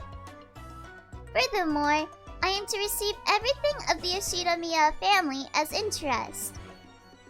Ridiculous. It's been ridiculous from the very beginning. So it's basically one of those things, right? Let's go! We now belong to Beatrice, let's go! Get big, get nothing! Yeah, fuck you guys. Doesn't it sound like one of those contracts with the devil? The contract has expired, so they've come to collect the interest. Is she trying to grab some retirement money for her old age or something? What a cheeky witch. Woohoo! Crab rave party. Matler-kun, now isn't the time to joke around. Matler made a face as if to ask, if I can't make fun of this, what can I make fun of? Some of the adults' faces were pale, while others looked dazed. After hearing this, you may feel as though Kinzo-sama has been savagely ruthless. However, Kinzo-sama did append a special clause to the contract so that you would have a chance to preserve your wealth and honor. If and only if that special clause is fulfilled, I will lose my rights to the gold and the interest for all eternity. A special clause? What is it? Beast battler. What honor? Yeah, this family has no honor. There ain't no honor among thieves. Especially fucking bitch-asses. Special clause. Beatrice retains the right to collect the gold and accumulated interest upon the termination of the contract. Honor? I hardly know her. However, if someone is able to discover the hidden gold of this contract, Beatrice must abandon these rights for all time. The special clause. It's a very important kitty. Hi, Barn. The collection of the interest will proceed shortly, but if any of you fulfills the terms of this special clause, I shall return everything, including the portion that has already been collected. Furthermore, as the first step in this collection of Kinzo-sama's debt, I have taken possession of the Yoshida-miya family head's ring, which signifies the passage of the Yoshida-miya family headship from one individual to another. I ask that you confirm this for yourselves by examining the imprint on the wax seal. Are they trying to claim that that's the meaning behind this seal? That father would relinquish his ring is unthinkable. What does Santa Claus have to do with this? He is special, but still. Koss stared at the sealing wax as if trying to burn a hole through it. Eva and Rudolph were doing the same over his shoulder. Come to think of it, when we were playing chess, I did have a strange feeling that something was missing from Kinzo-san's finger. Yeah, he took it off and threw it outside. Dr. Nanjo! Don't say something so careless just because of a vague memory! We can't prove its authenticity here. Only by asking Father directly can we determine whether he really handed over his ring and whether this letter tells the truth. That's right. It's just as Kirie-san says. Do you really think Kinzo-san will tell you? After all, that person's thoughts sometimes surpass the bounds of common sense. No matter what happens, it's still nonsense. Bro, just go up and ask, right? In the first place, the illusion of gold itself is one of Father's tricks. I've already heard enough talk of that gold from the rest of you. But this is the witch speaking, right? About how the inheritance and all the assets will be handed over to the one who finds the gold, right? So maybe Beatrice-sama is Father's legal advisor or in charge of his funds. Asking questions, huh? What next? Opening up? Will these people actually have character development? Talking about your feelings? SMH. We can't possibly trust some strange person who entrusts such a suspicious paper to a child. Aniki, we need you to be frank with us. Is it possible Dad's assets are being managed by someone you don't know? No, that's impossible. As the family head's representative, I control all of Father's assets. It should be impossible for anyone to do as they please with them without me knowing it. So, this must mean there are some assets you don't control, right, Krasny-san? Hey, she entrusted an umbrella too! Thank you for the down payment, Beatrice-sama. How foolish. Such assets could not possibly exist. Oh, but there is such a thing. An asset of Father's that you don't control. There is no way such a thing could exist. No, it does. It's Father's. No, Beatrice's hidden gold. Let's keep it simple. In short, Dad had some trusted confidant that Aniki didn't even know about. Furthermore, this person has always been in charge of watching and managing the gold. Or it could be some eccentric rich person who offered him a loan with rules like a devil's contract. Could it be that this confidant, called Beatrice, is trying to test which of Kinzo's children is most worthy to be financed by her gold?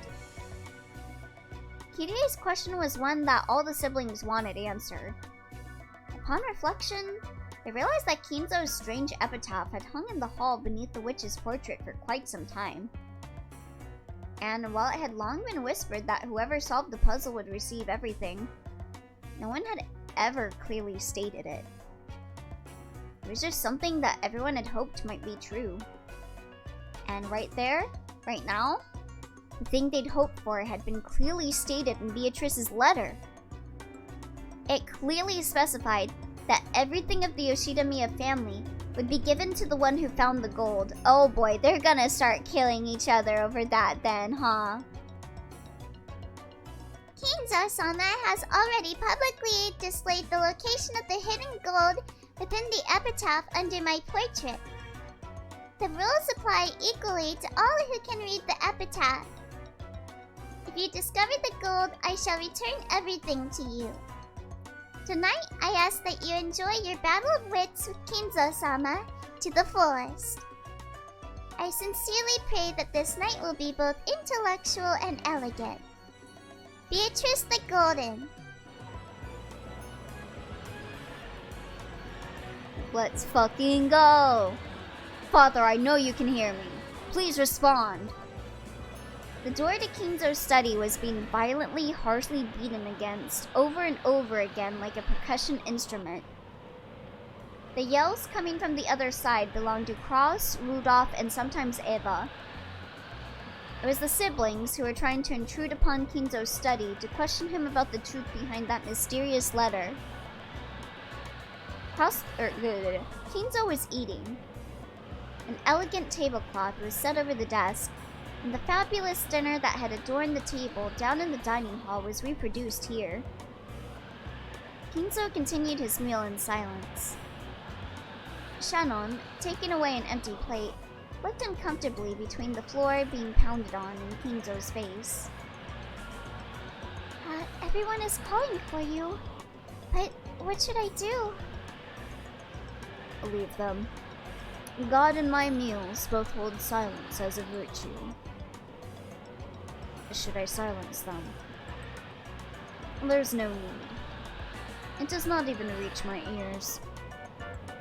Kinzo enjoyed his food, apparently indifferent. Kenji quietly lowered his head and took a single step back. As he did, Kanon, who stood in reserve like a shadow behind and to the side of Genji, opened his mouth.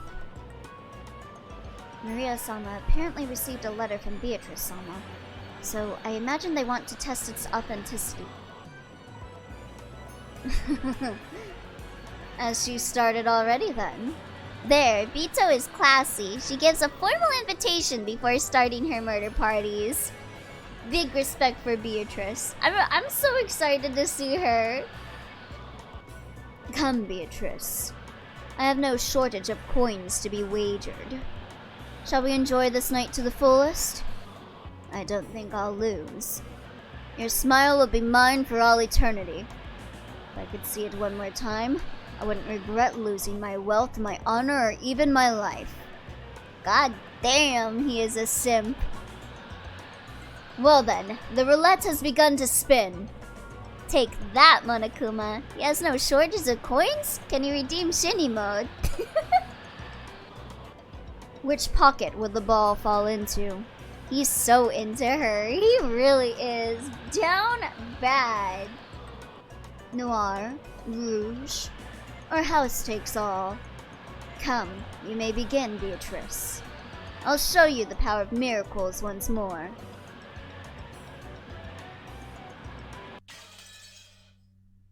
Let's fucking go. Alright, what time is it now? 10 o'clock.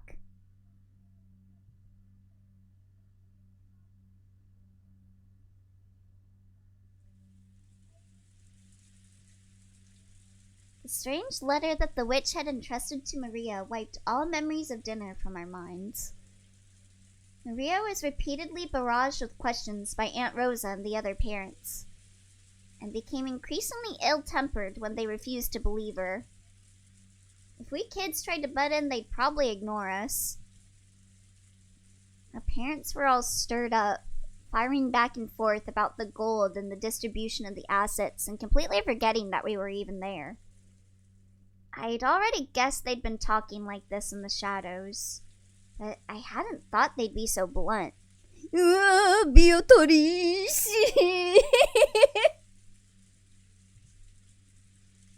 It gave all of us kids a considerable shock. From what we could overhear, all the parents wanted money as soon as possible.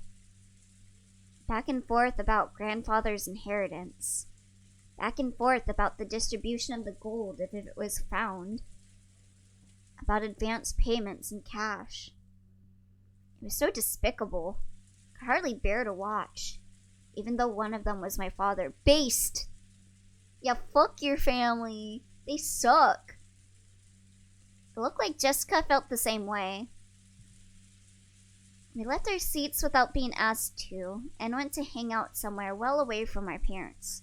I want even more infinite money. Now! I get it. Now I totally see why grandfather hates coming down for meals. I'm so disillusioned with our parents right now. All that about money and the inheritance. How can they act like that right out in the open? Well, I'm already completely disillusioned with my old bastard. There's no way I could think any worse of him. You would be surprised. That's exactly the same for me. Still, that freaking shocked me. Shocked me to the core. Jessica looked down at the floor, irritated. She was always talking about how bad her parents were, but maybe she hadn't really felt that way deep inside. The depths of Jessica's shock made that clear. You're all minors being supported by your parents, so you might not understand. But getting money is neither a simple nor a pretty thing. I won't try to force you to understand right now, since you're still kids. Bro, you are like, what, 1 or 2 years older than us? Come on.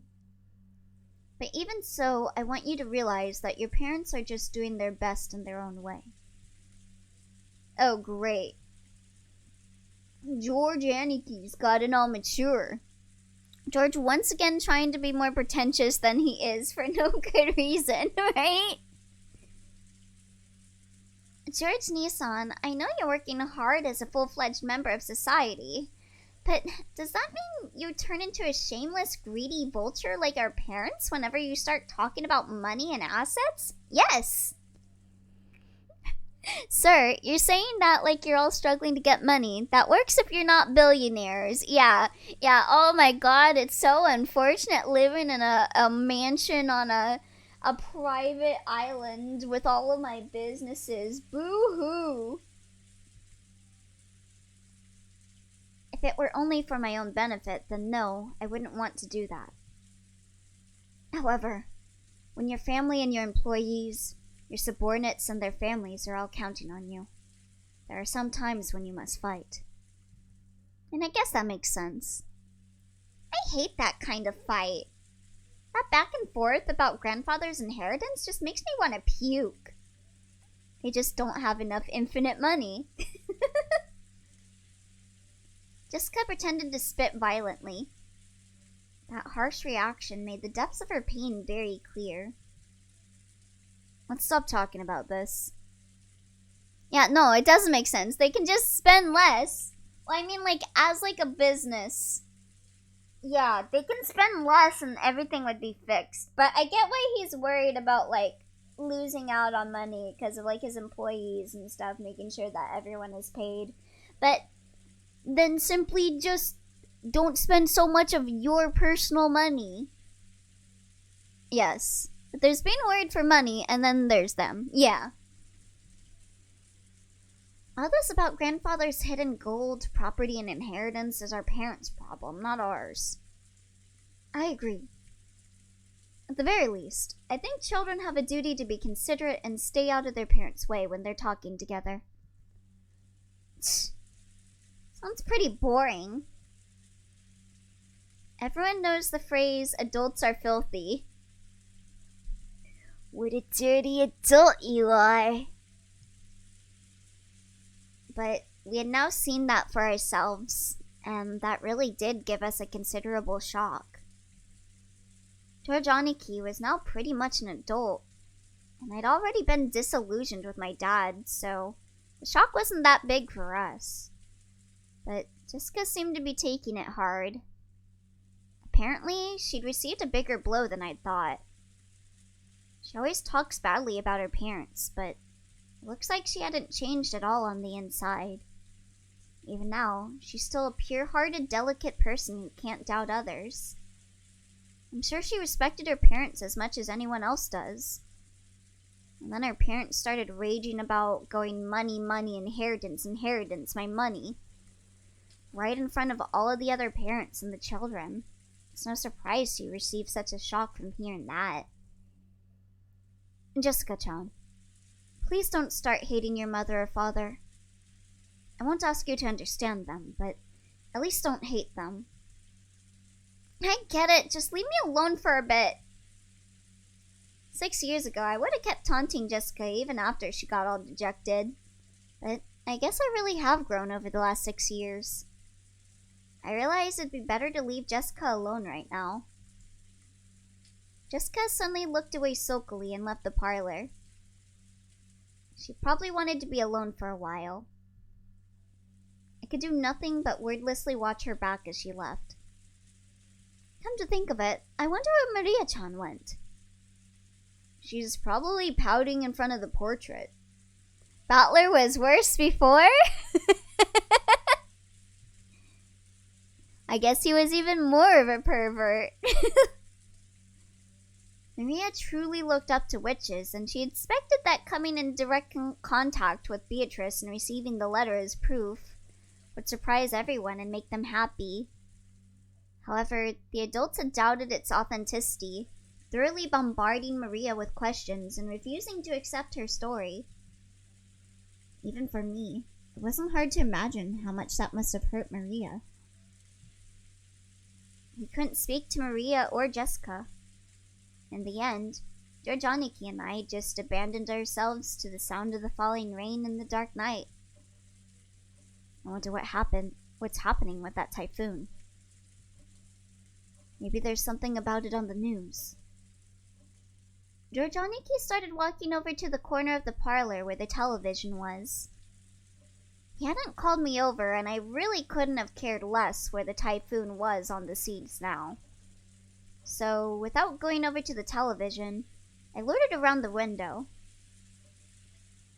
The wind hasn't picked up that much here, but I wonder if it's horrible over the sea. I did hear about a severe storm, warning of the weather report. Ah, Kirie-san. I take it those big talks between the adults are going smoothly, yeah? She seemed to catch the sarcasm. Kirie-san shrugged. I wonder if that stomachache of a discussion will continue all night. It's not gonna be fun. Well then, please enjoy playing vultures to grandfather's property as much as you'd like. Fucking battler. Oh my god. Beast. I feel sick. Yes, tell them how you really feel. Fuck them. I'll agree with you on that. If I could just slip away like you, I'd do it. Unfortunately, I can't. Even if I'm not allowed to speak. My spouses have it pretty rough too. Bro, what the fuck? Like, the spouses can't even talk up, but they have to be there for it. That's fucked up. Kirie-san took a deep breath, smiling bitterly. That's right. Probably wouldn't let Kirie-san speak since she only married into the family. Still, as Dad's partner, she's had no choice but to stay by his side and support him. She's probably had to bear the full brunt of this mental pressure much more than me. Damn, that's rough, yeah.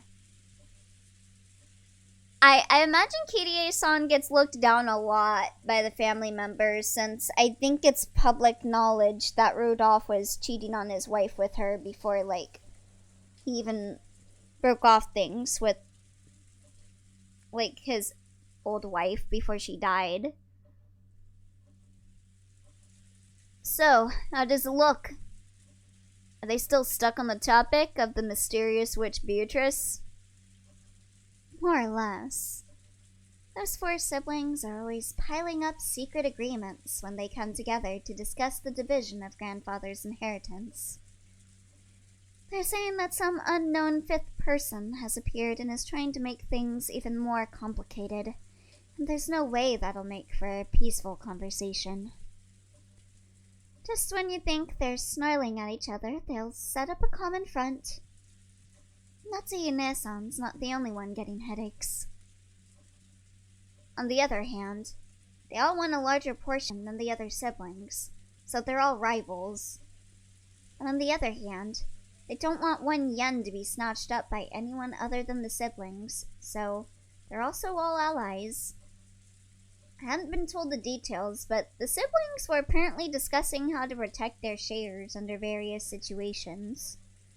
Setting up ceasefire agreements and rules to prevent anyone from getting an unfair advantage, even preparing to resort to legal action if absolutely necessary. That they would go this far to preserve their shares was so beyond disgusting that you just had to acknowledge their resilience. Rich people, derogatory. So basically, Beatrice is like an assassin sent by grandfather. He probably wanted to scare the hell out of his children for talking about the inheritance without him. What did you miss? I don't remember when you left, so I don't know what you missed.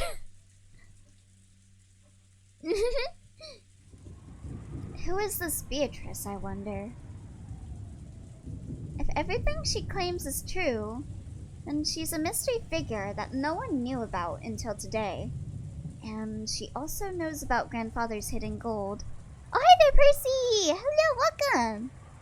Vito invited everyone to her murder party, and everyone's going nuts about the inheritance. On top of that, she was even entrusted with the head's ring. She must truly have been trusted by him. Yeah, because he's down bad for her. Well, obviously, I don't think she's a witch riding around on a broom. But there's no doubt she's a mysterious person who's earned the right to be called a witch. If only Maria-chan would go into more detail about that. Everyone's been smothering her, even though she's just a little girl. It really scared her. Some things they might have asked now can't be asked. Sadly, Goda is still alive. God damn it! When are we sacrificing him to the key? I wonder if those people have ever even read The North Wind and the Sun. Are we gonna start talking about literature now? Hi! I'm so invested in this story now. Yeah, it's going like really interesting places. I'm really excited to see Beatrice's appearance. What we do know is that Maria received a letter from a person who takes the name Beatrice. She sure is shy for a mystery person, entrusting Maria with a letter and hiding away even now when she could have just appeared and talked to us directly. DDLC? Weren't we sacrificing Rosa first? Either or, I don't mind whoever gets sacrificed first, but they both better get sacrificed. Hey, Butler-kun. Do you really think a person called Beatrice actually exists? Who knows? Doesn't it really seem like a false name? Like she's grandfather's representative, so she was given permission to take the name of the witch from his delusions? No, that's not what I meant. Right now, there's a total of 18 people here in Rokenjima. Beatrice, the 19th student, lying hidden somewhere on this island. Watch out for her. Do you think there's a 19th person? Are there really a full 18 people on this island right now? Wondering about that, I began counting on my fingers, and it really did come out to that many. Do I think that a 19th person exists? What exactly do you mean? Just what I said. The person who lent Maria that umbrella supposedly wasn't one of us 18. So, isn't it natural to assume that a 19th person exists? And that this person lent Maria the umbrella? Well, yeah, it sure looks that way. Then, where exactly is this person now? At the very least, she must have been on the island when it started raining. And ever since that time, the weather's grown progressively worse, so taking a boat out would be pretty much impossible. In that case, that person must still be on the island, hiding from the rain somewhere. And without any of us spotting her. True. We've all been randomly prowling around all over the mansion and the guest house, but no one has bumped into a 19th person. But this island is huge. There might be other places to take shelter from the rain, other than the mansion and the guest house. It won't let me redeem it, but take a moment. Gandalf, oh, let me see. Oh, she looks so cute. Gandalf! Today is Monday, which means Gandalf gets to lick a graham cracker. It is her favorite activity. She's so cute! She is so cute. Oh, thank you for the take a moment and hydrate. I just ran out of water, so let me go grab some more.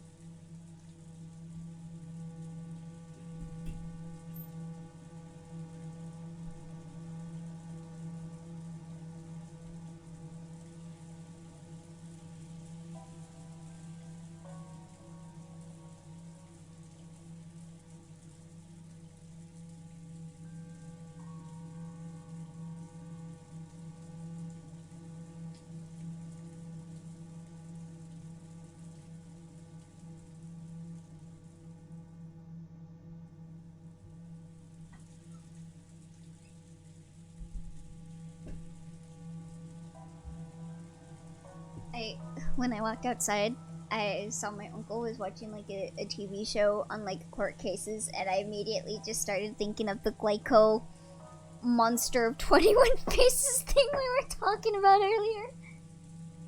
So let me eat one of my things I got right here.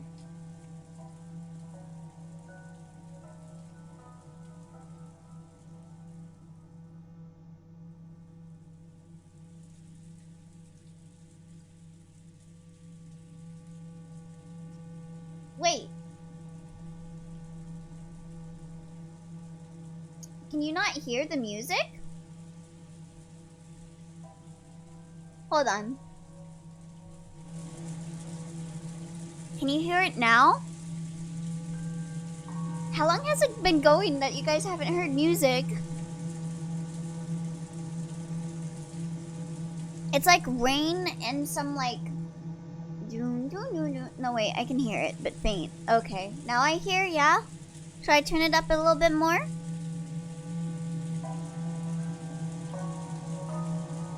Yeah? Okay, how's it sound now?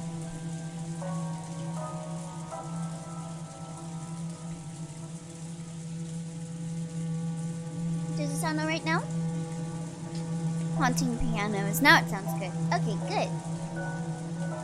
I'm just eating.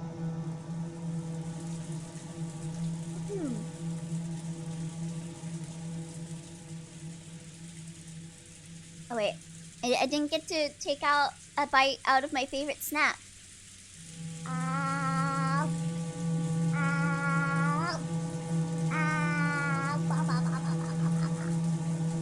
Yeah, it didn't help that it was atmospheric music. Can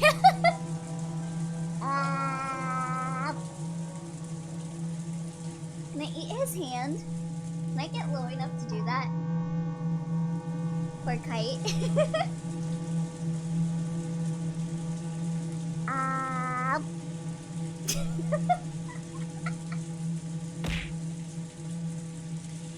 Oh, yummy fish.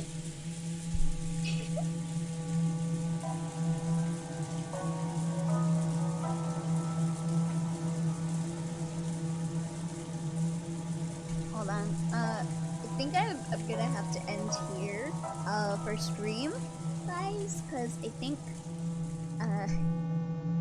people are visiting the house. So I think I need to stop here. I just started hearing like a bunch of people in the house.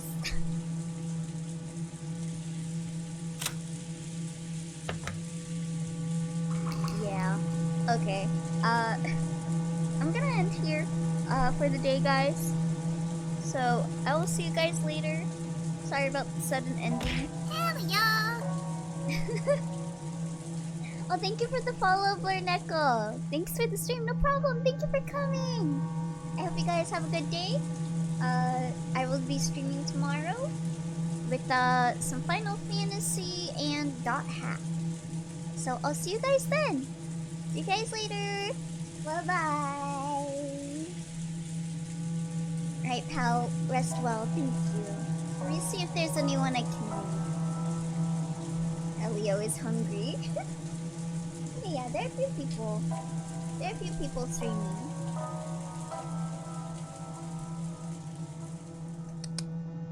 Okay. Oh, yeah, let's go raid Mizutsuki Ginga. He is playing Fall Guys right now. Let me just make sure he's not ending soon. Okay, I think he's still in the middle of a match, so he's good. Alright. Yeah, we're gonna raid Mizutsuki Ginga then. And I will see you guys later, okay? Bye-bye. Yay. Just get the raid message thing. Wanna play Battle Chef though? I'm not sure if I have to do stuff, so that's why I'm ending stream. But if I don't have to do stuff, maybe. Alright. I'll see you guys later, okay? Bye!